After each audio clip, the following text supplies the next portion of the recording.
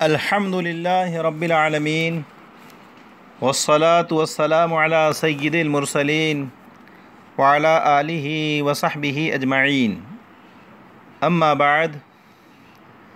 طلبہ عزیز، باب الماء یقع فیہ النجاسۃ، الحمدللہ اپنی پوری تفصیل و توضیح، مذہب راجح کی تعیین اور احادیث مبارکہ سے اس کی تائید، نیز دلیل عقلی و نظری سے اس کا اثبات کے ساتھ ختم ہوا۔ اب ہم باب سور الحر کا آغاز کرنے جا رہے ہیں انشاءاللہ۔ اس باب میں ہمیں 5 باتیں عرض کرنی ہیں۔ نمبر 1، سور اور جوٹھے کی اقسام۔ نمبر 2، سور ہرہ یعنی بلی کے جوٹھے میں مذاہب کا اختلاف۔ نمبر 3، جو لوگ بلی کے جوٹھے کی طہارت و پاکی کے قائل ہیں ان کی دلائل۔ نمبر 4، جو لوگ بلی کے جوٹھے کی عدم طہارت یعنی ناپاک ہونے کے قائل ہیں ان کی طرف سے قائلین طہارت کے جواب۔ نمبر 5، قائلین عدم طہارت کی جانب سے اپنے مدعا یعنی بلی کا جوٹھا پاک نہیں ہے پر ان کی دلائل۔ پہلی بات یعنی سور و جوٹھے کی اقسام، تو سنیے، سور کی 7 قسمیں ہیں۔ نمبر 1، سور مسلم، مسلم کا جوٹھا، وہ پاک ہے۔ نمبر 2، سور کافر، کافر کا جوٹھا، اس میں اختلاف ہیں، اس کی مکمل بحث سور بنی آدم کے تحت آگے آنے والی ہیں۔ نمبر 3، سور ماکول اللحم یعنی وہ جانور جن کا گوشت کھایا جاتا ہے کا جوٹھا، یہ بالاتفاق پاک ہیں۔ نمبر 4، سور الخنزیر، خنزیر کا جوٹھا، یہ بالاتفاق نجس و ناپاک ہے۔ نمبر 5، سور کلب یعنی کتے کا جوٹھا، اس میں اختلاف ہے، اس کی تفصیل باب سور الکلب میں آنے والی ہے۔ نمبر 6، سور سباع غیر ماکول اللحم یعنی ان درندوں کا جوٹھا جن کا گوشت نہیں کھایا جاتا ہے۔ نمبر 7، سور طوائف البیوت یعنی ان جانوروں کا جوٹا جو گھر میں بکثرت آمد و رفت رکھتے ہیں، جیسے بلی، سانپ اور چوہا وغیرہ۔ جو باب ہم پڑھنے جا رہے ہیں وہ اسی نمبر 7 کے سور و جوٹھے سے متعلق ہیں۔ نمبر 8، سور الحمار اور سور البغل، گدھے اور خچر کا جوٹھا، یہ مشکوک ہیں، اور مشکوک چیزوں میں بحث کرنا مفید و کار آمد نہیں ہے، اس لیے اس پر بحث نہیں کی جائے گی۔ دوسری بات یعنی بلی کے جوٹھے کی طہارت و عدم طہارت کے سلسلے میں مذاہب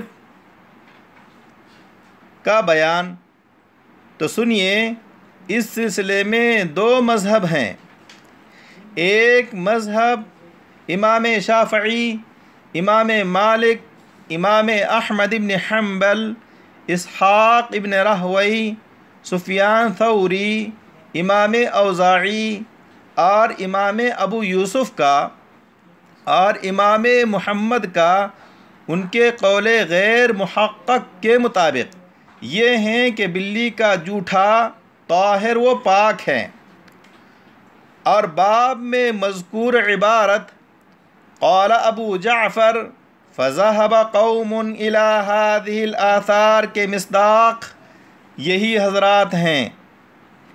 دوسرا مذہب حضرت امام ابو حنیفہ، امام زفر ابن حذیل، حسن ابن زیاد، حسن بصری، سعید ابن مسیب، محمد ابن سیرین اور عبد الرحمن ابن لیلہ وغیرہ کا، اور امام محمد کا ان کے قول محقق کے مطابق یہ ہے کہ بلی کا جوٹھا نہ بالکل نجس ہے اور نہ بالکل طاہر و پاک ہے، بلکہ مکروہ تنزیہی ہے۔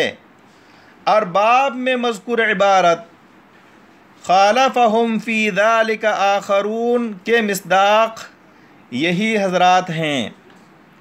حضرت امام طحاوی رحمۃ اللہ علیہ کے نزدیک بلی کا جوٹھا مکروہ تحریمی ہے۔ طلبہ عزیز، آپ نے حضرت امام محمد ابن حسن شیبانی کے 2 قول سماعت فرمائے ہیں۔ ان کا ایک قول امام ابو یوسف کے ساتھ ہے کہ بلی کا جوٹھا طاہر و پاک ہے۔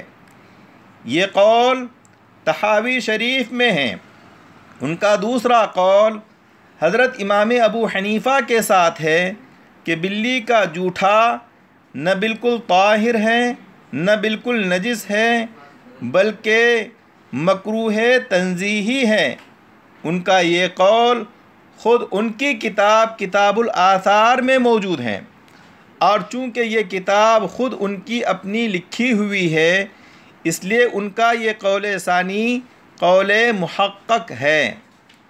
تیسری بات قائلین طہارت کی دلیل، چوتھی بات قائلین عدم طہارت کی طرف سے ان کا جواب، اور پانچویں بات قائلین عدم طہارت کا اپنے مدعا کو دلائل سے ثابت کرنا۔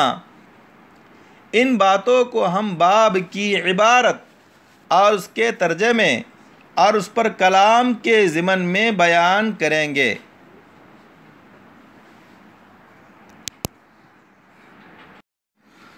تو آئیے اصل باب کی عبارت کو پڑھتے ہیں۔ باب سور الحر، روایت نمبر 45۔ حدثنا یونس بن عبد الاعلی قال اخبرنا عبد الله بن وهب ان مالكا حدثه عن اسحاق بن عبد الله بن ابي طلحة عن حمیدة بنت عبید بن رفاعة عن كبشة بنت كعب بن مالك وكانت تحت ابن ابي قتادة ان ابا قتادة دخل عليها فسكبت له وضوءا فجاءت هرة فشربت منه فأصغى لها ابو قتادة الإناء حتى شربت۔ کبشہ بنت کعب جو ابن ابو قتادہ کے نکاح میں تھیں، ان کی زوجہ و بیوی تھیں، وہ نقل کرتی ہیں کہ ابو قتادہ میرے ہاں تشریف لائے تو میں نے ان کے لیے برتن میں وضو کا پانی ڈالا۔ اسی وقت بلی نکل کر اس برتن سے پانی پینے لگی، تو ابو قتادہ نے اس کی طرف برتن کو جھکا دیا۔ فَأَصْغَى لَهَا ابو قتادة الْإِنَاءَ حَتَّى شَرِبَتْ۔ ابو قتادہ نے اس کی طرف برتن کو جھکا دیا یہاں تک کہ اس نے پانی پی لیا۔ کبشہ کہتی ہیں کہ مجھے ابو قتادہ نے تعجب کی نگاہ سے دیکھتے ہوئے پایا تو فرمایا، اتعجبین یا ابنت اخی، اے بھتیجی کیا تم اس پر تعجب کر رہی ہو؟ وہ کہتی ہے میں نے کہا جی ہاں۔ تو اس پر ابو قتادہ کہنے لگے جناب رسول اللہ صلی اللہ علیہ وسلم نے فرمایا انہا لیست بنجس انہا من الطوافین علیکم اب الطوافات، یہ نجس نہیں ہے، بے شک یہ تمہارے پاس بکثرت آمد و رفت، آنے جانے اور گھومنے والے جانوروں میں سے ہیں۔ روایت میں لفظ طوافین طواف کی جمع ہے، بہت گھومنے اور چکر لگانے والا کے معنی میں ہیں۔ روایت نمبر 46، حدثنا محمد بن الحجاج قال حدثنا اسد بن موسى قال حدثنا قیس بن الربیع عن کعب بن عبد الرحمن عن جده ابی قتادة قال رأيته يتوضأ فجاء الهر فأصغى له حتى شرب من الإناء فقلت يا أبتاه لم تفعل هذا؟ فقال كان النبي صلى الله عليه وسلم يفعله أو قال هي من الطوافين عليكم۔ کعب بن عبد الرحمن اپنے دادا ابو قتادہ کے متعلق نقل کرتے ہیں کہ میں نے ان کو وضو کرتے دیکھا، اچانک ایک بلی نکل آئی تو انہوں نے اس کی طرف برتن جھکا دیا یہاں تک کہ اس نے برتن سے پانی پی لیا۔ میں نے کہا یا ابتا، ابا جی آپ یہ کیوں کرتے ہو؟ تو ابو قتادہ کہنے لگے نبی اکرم صلی اللہ علیہ وسلم سے اس طرح کرتے ہوئے دیکھا، یہ نبی کریم صلی اللہ علیہ وسلم اس طرح کیا کرتے تھے، یا یہ کہا کہ یہ تمہارے پاس گھومنے والے جانوروں میں سے ہیں۔ روایت نمبر 47، حدثنا ابو بکرۃ قال حدثنا مؤمل بن اسماعیل قال حدثنا سفیان الثوری قال حدثنا ابو الرجال عن امه عمرة عن عائشة رضی اللہ تعالی عنها قالت كنت اغتسل انا ورسول اللہ صلی اللہ علیہ وسلم من الاناء الواحد وقد اصابت الہر منہ قبل ذلك۔ حضرت عائشہ رضی اللہ تعالی عنہا سے روایت ہے کہ میں اور جناب رسول اللہ صلی اللہ علیہ وسلم ایک ہی برتن سے غسل کیا کرتے تھے، حالانکہ اس پانی سے بلی پہلے پی چکی ہوتی تھی۔ روایت نمبر 48 و 49، حدثنا یونس قال حدثنا ابن وهب قال حدثنا سفیان الثوری عن حارثة بن ابی الرجال رحمہ اللہ وحدثنا ابو بشر عبد الملک بن مروان الرقی قال حدثنا شجاع بن الولید عن حارثة بن محمد عن عمرة عن عائشة رضی اللہ عنہا عن رسول اللہ صلی اللہ علیہ وسلم مثلہ۔ حضرت عمرہ رضی اللہ تعالی عنہا نے حضرت عائشہ سے اسی کے مثل روایت نقل کی۔ روایت نمبر 50، حدثنا علی بن معبد قال حدثنا خالد بن عمرو الخراسانی قال حدثنا صالح بن حیان قال حدثنا عروة بن الزبیر عن عائشة رضی اللہ عنہا ان رسول اللہ صلی اللہ علیہ وسلم کان یصغی الاناء للحر ویتوضأ بفضلہ۔ عروہ ابن زبیر نے حضرت عائشہ رضی اللہ تعالی عنہا سے نقل کیا کہ جناب رسول اللہ صلی اللہ علیہ وسلم بلی کے پانی پینے کے لیے اس کی طرف برتن جھکا دیتے اور اس کے بچے ہوئے پانی سے وضو فرما لیتے۔ روایت میں لفظ فضل سے بچا ہوا پانی مراد ہے۔ طلبہ عزیز، یہ 5 روایتیں قائلین طہارت کی دلیل ہیں، جن کے راوی حضرت ابو قتادہ اور حضرت عائشہ رضی اللہ عنہما ہیں۔ صاحب کتاب امام طحاوی رحمۃ اللہ علیہ نے ان دونوں صحابی کی روایات کو 5 سندوں سے نقل فرمایا۔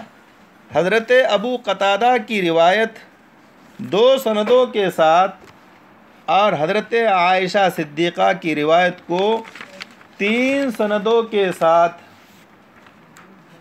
نقل کیا۔ ان دونوں روایتوں سے یہ بات ثابت ہوتی ہے کہ سور ہرہ بلی کا جوٹھا پاک ہے، اس لیے ناپاک یا مکروہ کہنا ہرگز درست نہیں ہے۔